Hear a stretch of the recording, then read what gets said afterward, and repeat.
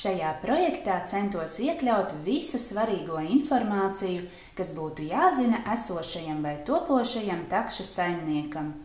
Noskatoties šo video kursu, jūs uzzināsiet, kur un pēc kādiem kritērijiem izvēlēties kucēnu. Skaidrošu, kā veidojas kucēna cena.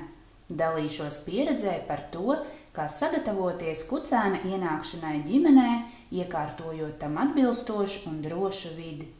Atklāšu, kāda ir panākumu atslēga ceļā uz harmonisku kopdzīvi ar suni, lai izvairītos no dažādām uzvedības problēmām. Stāstīšu arī par socializācijas programmu, kas jāīsteno kucēna pirmajos dzīves mēnešos un kāpēc tas ir svarīgi. Tāpat šajā kursā būs pieejama informācija par visiem aktuālo tualetes apmācību. Palīdzēšu rast atbildes uz jautājumu, kā izvēlēties sunim piemērotāko barību. Skaidrošu, kāpēc suņiem rodas liekais svars un kā no šīs problēmas izvairīties. Nodemonstrēšu, kā pareizi nogriezt sunim nagus.